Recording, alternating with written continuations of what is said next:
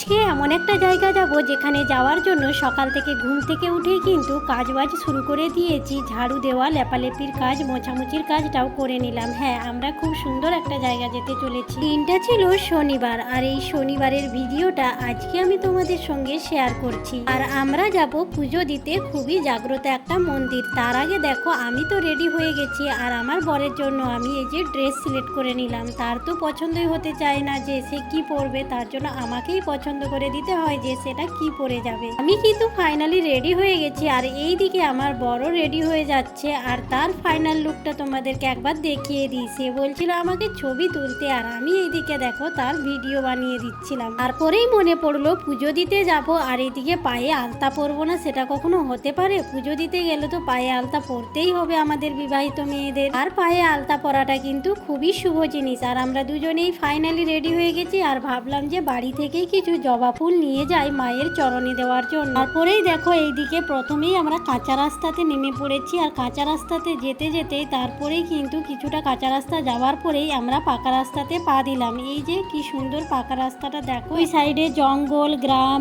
এইসব দৃশ্য দেখতে দেখতে ফাইনালি আমরা পৌঁছে গেলাম মন্দিরে। আর এখানে এসে দেখো প্রসাদটা কিন্তু নিয়ে নিচ্ছে। আর মন্দিরটা তো দেখে সবাই বুঝতে পারছো যে এই মন্দিরটা কোথাকার মন্দির। খুব একটা ভিড় নেই, কারণ এই মন্দিরে আগে শনিবার মঙ্গলবার বার দেখে পুজো হতো, কিন্তু এখন যেহেতু এই মন্দিরটা প্রতিদিনই খোলা থাকে তার জন্যই কিন্তু খুব একটা ভিড় হয় না এখানে। আর এই মন্দিরে কিন্তু বিশাল বড় মেলা হয়। কখনোই জানেন তো, মকর সংক্রান্তির পরের দিন যে যাত্রা, সেই যাত্রার দিন এখানে বিশাল বড় মেলা হয়। কিন্তু মেলা তো হয়, তার সঙ্গে অনেক বড় পূজা হয়, আর প্রচুর প্রচুর ভিড় জমা হয় এখানে। দূর দূরান্ত থেকে ভক্তরা আসে এখানে পুজো দিতে। তো আমি মন্দিরে প্রবেশ করলাম, আর তোমাদেরকে এখানে মায়ের মূর্তিটা তোমাদের সঙ্গেও আমি শেয়ার করছি। দেখো কি সুন্দর লাগছে মাকে, লাল জবাতে মালা পরে মা বসে আছে, লাল টকটকে সিঁদুর গায়ে মেখে। অপূর্ব সুন্দর লাগলো মায়ের মুখখানি, দেখে যেন মন মুগ্ধ হয়ে গেল। পুজো দেওয়া তো আমাদের হয়ে গেল, আর পুজো দেওয়ার সময় খুব একটা ভালোভাবে ভিডিও করিনি, তখন মন ভরে ভক্তি ভরে আমি পুজো দিয়েছি, তার জন্য কিন্তু ফোনে ভিডিও করাটা আমার পক্ষে সম্ভব হয়নি। আর এই জায়গাটা দেখতে পাচ্ছ, এখানে কিন্তু বলি হয়, পাঠা বলি হয়। তো এইদিকে দেখো আমাদের টিকা দিয়ে দিল, তারপরে আমরা রেডি হয়ে গেছি দুজনে মিলে। এখান থেকে সোজা আরেকটা সুন্দর মন্দির যাব। চলো তবে পরের ভিডিওতে সেই মন্দিরের ভিডিওগুলো তোমাদের সঙ্গে শেয়ার করব। অনেক অনেক ধন্যবাদ আমার প্রিয় বন্ধুগণ